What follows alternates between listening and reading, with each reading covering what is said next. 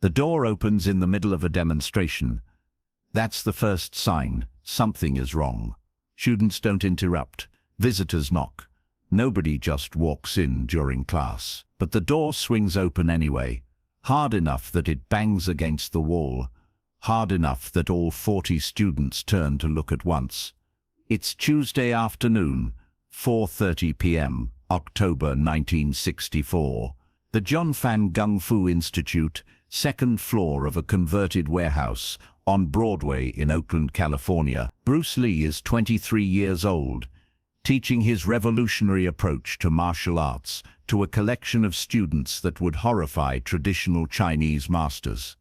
White students, black students, women, people who have no connection to Chinese culture, no lineage, no proper introduction from established teachers.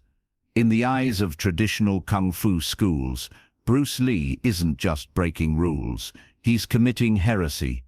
7 men walk through the door in single file, all Chinese, all wearing traditional martial arts uniforms.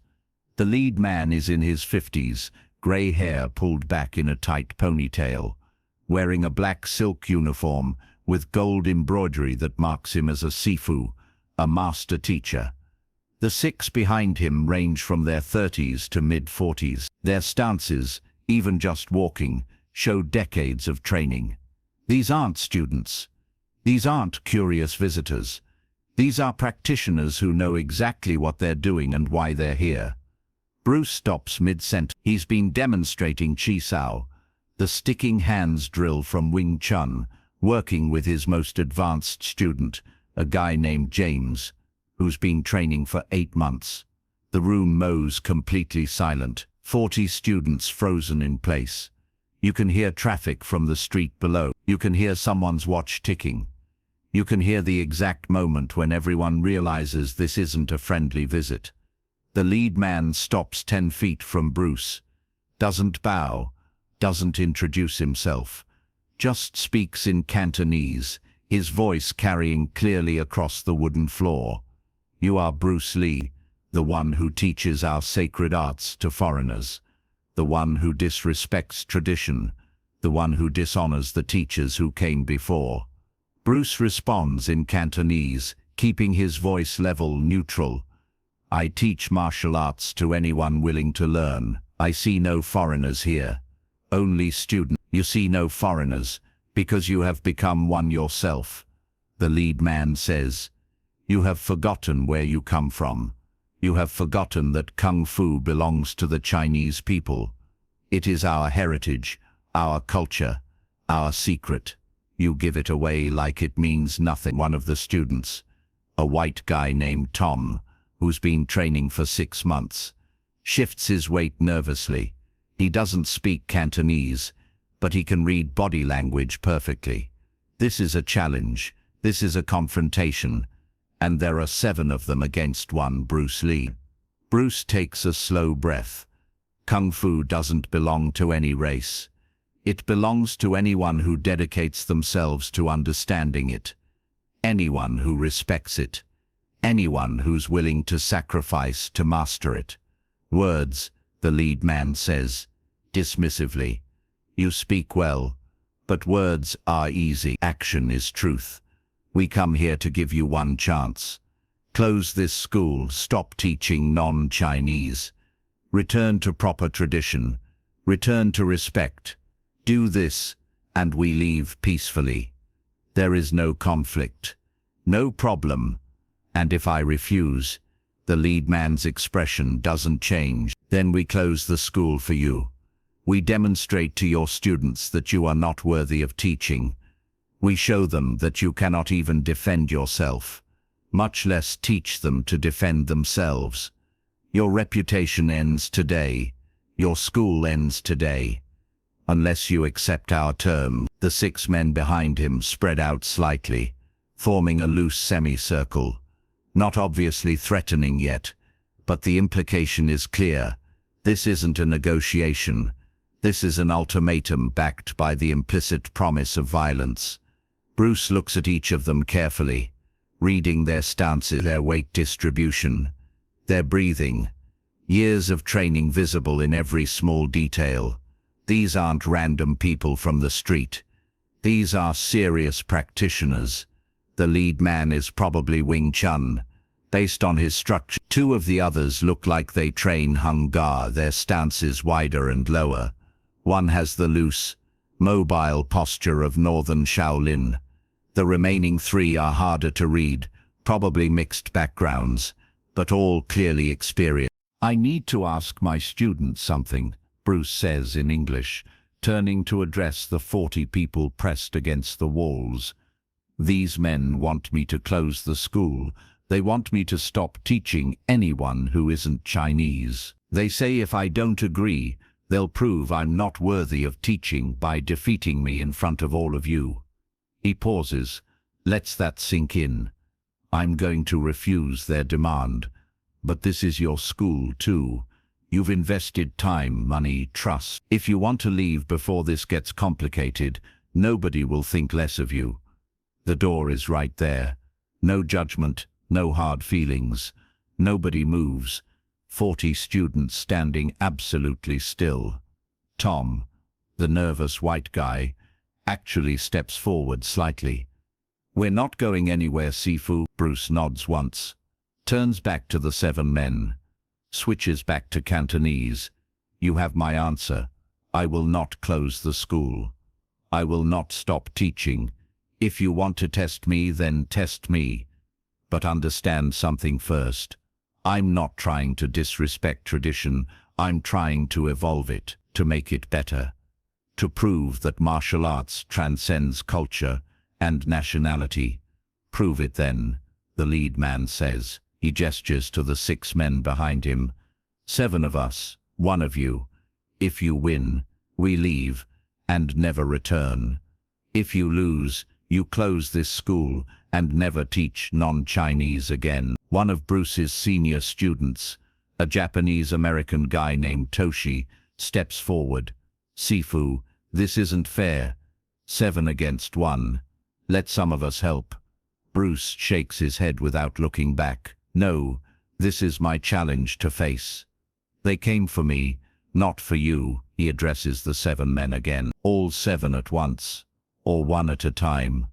The lead man considers this. All 7 at once would look like we're trying to hurt you. We're not animals, we're martial artists. We'll come 3 at a time. If you defeat 3, the next 3. If you defeat 6, then I come last. Alone. This is fair. Fair enough, Bruce says. He walks to the center of the open floor space, roughly 20 feet square. The students press themselves further back, creating more room. Someone moves the training equipment out of the way. The space becomes an arena. 40 witnesses, 7 challengers, 1 defender. 3 men step forward. The 2 Hung Gar practitioners and the Northern Shaolin stylist. They spread out in a triangle formation, professional spacing, cutting off angles, making it impossible for Bruce to face just 1 at a time. They're not going to rush in recklessly. They're going to coordinate, control space, use numbers to create no-win situations. Bruce stands in the center, hands loose at his sides, not in a stance, just standing, like he's waiting for a bus. To a traditional martial artist, this looks wrong. You should be in proper horse stance, proper guard position, proper structure. But Bruce's students have seen this before. They know that when Bruce looks most relaxed, he's most dangerous. The 3 men move simultaneously, not rushing, but closing distance in a controlled advance. The triangle tightens. When they're within range, the Hung Gar practitioner on the left throws a low sweep, trying to take out Bruce's legs. At the exact same moment, the Northern Shaolin stylist throws a high punch toward Bruce's head. Classic coordination. Defend high, get hit low. Defend low, get hit high. Bruce moves, not backward, forward, and to the right toward the gap between the Northern Shaolin stylist and the right side Hung Gar practitioner. His foot intercepts the low sweep, checking it with his shin while simultaneously ducking under the high punch. Before either attacker can reset, Bruce's hand shoots out in a straight blast, hitting the Northern Shaolin stylist in the solar plexus. Not full power, but enough. The man's breath leaves in a sharp gasp. He stumbles backward, out of the fight. The two Hung Gar practitioners adjust immediately, closing the gap Bruce created. They attack together, one throwing a circular punch, while the other attempts to grab Bruce's arm. Two different types of threats, requiring two different responses. Most fighters would have to choose which one to address, leaving themselves vulnerable to the other. Bruce addresses both. He redirects the punch with his left hand. Minimal motion, just enough to send it past his shoulder. Simultaneously, his right hand meets the grabbing attempt, but instead of pulling away or resisting, he yields, lets the man grab his wrist, then instantly reverses, turning the grab into a wrist lock that forces the man to bend forward. Bruce's knee comes up, controlled strike to the midsection. The man releases and backs away, holding his stomach. 7 seconds have passed. The third man is still trying to recover his breath. The other two are reassessing. They came in with a plan, with coordination, with technique. It didn't matter. Bruce dismantled their attack, like he was reading a script he'd memorized. The lead man raises his hand. The three attackers step back, returning to the line. His face shows nothing, but his eyes have changed. He's seeing something he didn't expect to see. He gestures, and the next three men step forward. These are the ones he was saving. More experienced, more dangerous. They don't form a triangle. They form a line. 3 abreast, only about 2 feet between each man. This is smarter. Harder to find gaps. Harder to isolate individuals. They advance together, a wall of practitioners moving in synchronized steps. When they're in range, all three attack simultaneously, different heights, different angles, different timing by fractions of seconds, to prevent Bruce from dealing with them all at once. A punch to the face, a kick to the knee, a palm strike to the chest. 3 separate techniques that arrive almost simultaneously. Bruce's body seems to fold in on itself, dropping his center of gravity while rotating his torso. The punch passes over his head. The kick misses his knee by an inch. The palm strike hits nothing but air, where his chest was a moment before. Before they can retract and reset, Bruce explodes upward and forward. A side kick catches the center man in the hip, buckling his leg. An elbow strike catches the right side man in the ribs. A back fist to the left side man's temple, pulled at the last instant but still landing with enough impact to stun. All 3 men stagger backward. None are seriously hurt, but all are shocked. The center man is limping. The right side man is holding his ribs. The left side man is blinking rapidly, trying to clear his head. 16 seconds total. The lead man is no longer expressionless. His face shows something like disbelief. 6 of his practitioners, all experienced, all trained in traditional styles for decades, couldn't land a single clean strike. This shouldn't be possible. Numbers should matter. Coordination should matter. Experience should matter. He steps forward himself, doesn't call the defeated 6 back to try again. He knows it's pointless now. If Bruce can defeat 6, 6 become irrelevant. This is now about honor, about pride, about proving that traditional mastery still means something. Your students chose well, the lead man says, switching to English, so everyone can understand. You are skilled, very skilled, but you are also arrogant. You think your way is better than the old way. I will show you that tradition has power you do not understand. Bruce doesn't respond, just resets his position. Hands loose, breathing controlled, ready. The lead man doesn't rush. He approaches slowly, carefully, hands in a perfect Wing Chun guard. His footwork is textbook, weight distribution precise, structure aligned, 50 years of training visible in every movement. When he's in range, he doesn't attack immediately. He waits, testing, looking for Bruce's tell, for the small sign that indicates intention. Bruce moves first, a straight lead, the basic punch of Wing Chun, coming from the center line, fast, direct, simple. The lead man should be able to deal with this easily. It's fundamental technique from his own style. But Bruce's version is different.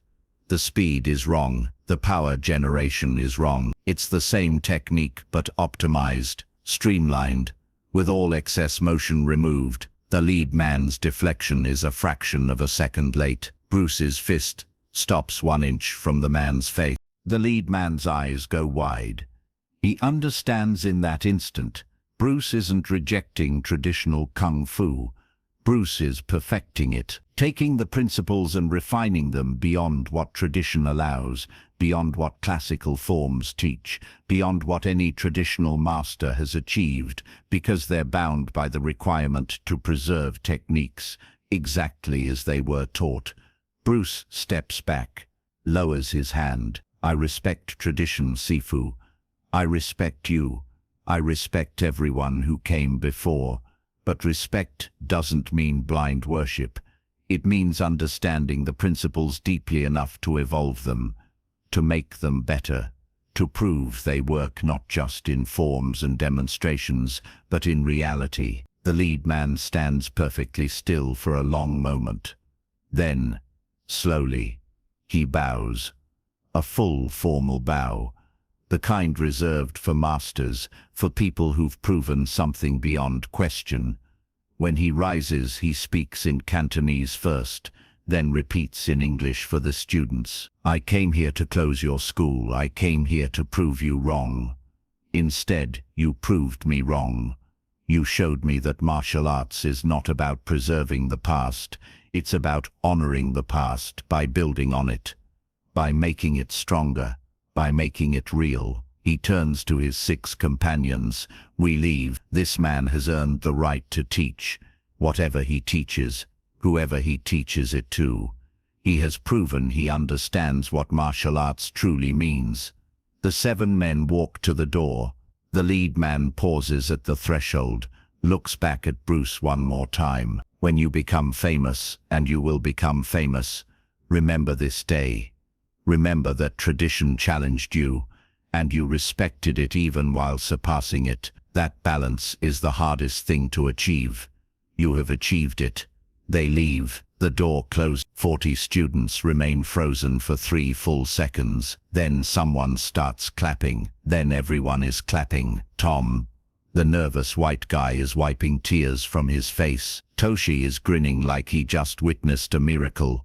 Bruce raises his hand, and the room falls silent immediately. What you saw today isn't about me being better than them. It's about evolution. Those men are skilled, truly skilled, but they're bound by rules that limit what they can do. We're not. We take what works, discard what doesn't, and keep evolving. That's why we'll always be ahead. He pauses, looks at each student, but understand this. Without those 7 men, without the traditional masters who preserved Kung Fu for centuries, we'd have nothing to evolve from. We stand on their shoulders. We owe them everything. And when someone challenges us in the future, we treat them with the respect those men showed today by accepting the outcome with grace. The class continues. Bruce returns to teaching Cha Sa like nothing happened. But everyone in that room knows something fundamental just changed. They witnessed the moment when old and new met, clashed, and found mutual respect. They witnessed 23 seconds that proved martial arts belongs to everyone willing to dedicate themselves to truth, rather than tradition. Years later, several of those 40 students became teachers themselves. They all told the story of that Tuesday afternoon. The story spread through martial arts communities across America. Details changed, got exaggerated, became legend, but the core remained true. 7 masters came to shut down Bruce Lee's school. 7 masters left, having witnessed something they couldn't deny, and the school remained open, teaching anyone willing to learn, regardless of race or nationality, proving that martial arts transcends boundaries when practiced with dedication, respect, and an uncompromising commitment to what actually works.